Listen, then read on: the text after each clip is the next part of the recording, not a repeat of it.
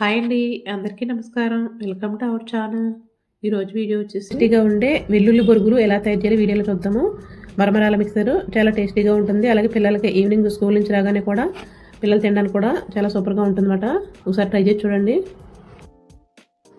మరి వీడియోలోకి వెళ్ళే ముందు మన ఛానల్కి ఒక లైక్ చేసి సపోర్ట్ చేయండి. ఇప్పుడు మరమరాలకి మనం ఎన్ని మరమరాలు తీసుకుంటామో వాటిని మనం ఒక జాలిగరిటలో వేసేసుకుని జల్లించుకోవాలి. ఇలా జల్లించుకుంటే కనుక ఏమైనా డస్ట్ ఉన్నా లేదా మరమరాల నుంచి వచ్చే కొంచెం పౌడర్లా ఉంటుంది కదా, అదంతా వచ్చేస్తుంది. ఇప్పుడు ఇవన్నీ కూడా ఒక పెద్ద గిన్నెలోకి వేసేసుకుని ఓ పక్కన పెట్టుకుందాం. తర్వాత ఇప్పుడు చిన్న రోల్ ఉంటుంది కదా, చిన్న రోల్ తిని గ్లాస్ రోల్ ఉంటుంది కదా దానిలో కానీ, లేదా రోల్ ఉంటుంది కదా చిన్నది రాతదైనా దానిలో అయినా సరే ఒక వెల్లుల్లిపై మొత్తం అంతా తీసేసుకుని పొట్టు తీయకుండా అలా మెత్తగా క్రష్ చేసేసుకోవాలి. తర్వాత ఒక 2 టీ స్పూన్ల వరకు కారం వేసుకోవాలి. కారంగా బాగుంటుందన్నమాట. నేను ఎక్కువ క్వాంటిటీ చేస్తున్నాను కాబట్టి 2 టీ స్పూన్లు వేసాను. మీరు తక్కువ అయితే కొంచెం తగ్గించుకోండి. ఇప్పుడు స్టవ్ పైన ఒక వెడల్పుగా ఉండే ఒక పాత్ర పెట్టేసుకుని అడుగు మందంగా ఉండాలి, లేకపోతే మాడిపోతాయన్నమాట.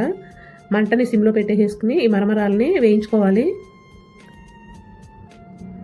ఇవన్నీ క్రిస్పీగా అవ్వే వరకు వేయించుకోవాలన్నమాట. చూడండి ఇలాగా క్రిస్పీగా అవ్వాలి. ఇంకా మెత్తగా ఉన్నాయి కదా, ఇంకొక 2-3 నిమిషాలు వేయించుకుంటే మనకి క్రిస్పీగా అయిపోతాయి.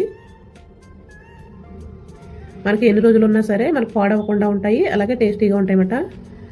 ఇప్పుడు వేరొక పాత్ర పెట్టేసుకుని 1 స్పూన్ వరకు ఆయిల్ వేసేసుకుని 1 టేబుల్ స్పూన్ వరకు 1 పావు కప్పు వరకు పల్లీలు వేసుకుని వేయించుకోవాలి. అవి వేగిన తర్వాత మనం దంచి పెట్టుకున్న వెల్లుల్లి వేసేసుకోవాలి. అలాగే కొంచెం కరివేపాకు, కొంచెం పసుపు కూడా వేసేసుకుని ఇవి బాగా వేగిన తర్వాత 1 కప్పు వరకు పుట్నాల పప్పు వేసుకోవాలి.